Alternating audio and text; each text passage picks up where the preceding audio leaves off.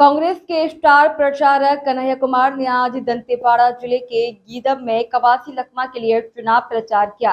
उन्होंने अपने सारगर्भित भाषण में केंद्र सरकार पर बड़ी शालीनता के साथ तीखे आरोप लगाए और कहा कि प्रधानमंत्री अपने दोस्तों को जल जंगल जमीन बेच देंगे, आदिवासियों के अधिकार सुरक्षित नहीं रहेंगे। इसीलिए न्याय की लड़ाई में कांग्रेस का हाथ मजबूत करें। चील चिलाती गर्मी में हजारों ग्रामीणों की मौजूदगी में कन्हैया कुमार ने सीधे मुद्दे की बात की और कहा कि आदिवासी का बेटा कवासी लखमा यहाँ के आदिवासियों की पीड़ा महसूस करते हैं, वनों पर जल जंगल जमीन और संस्कृति को समझते हैं। ऐसे में वही बस्तर की आवाज देश की संसद में बुलंद कर सकता है।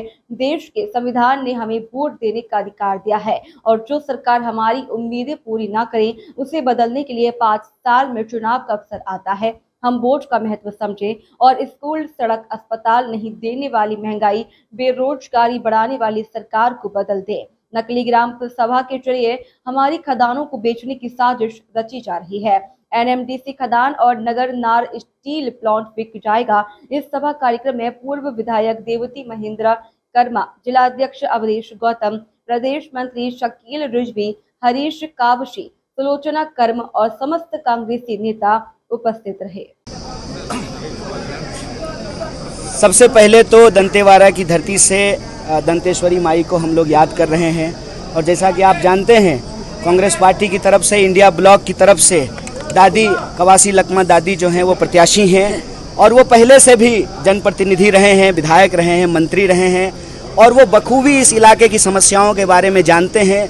जो भी प्रमुख मुद्दे हैं, चाहे वो एनएमडीसी का मुद्दा हो, चाहे तेंदुपत्ता का दाम बढ़ाने का बात हो, उसको सही रेट देने का बात हो, इस इलाके में शिक्षा रोजगार की बात हो, स्वास्थ्य की बात हो, इन मुद्दों को विधानसभा में उठाते रहे हैं। लेकिन जिस तरह से आज खदानों को बेचा जा रहा है, नकली ग्राम सभा आयोजित करके खदानों को प्रधानमंत्री अपने दोस्त को देने का प्रयास कर रहे हैं, तो मैं समझता हूं कि कवासी लखमा जैसे मजबूत आवाज़ को दिल्ली में होने की ज़रूरत है। इसीलिए उनकी समर्थन में आज हम लोग यहाँ आए थे और आप देखिए कि इतनी चिलचिलाती गर्मी में भी, और ये उपयुक्त समय नहीं है सभा के लिए, फिर भी हजारों लोग यहाँ मौजूद हैं।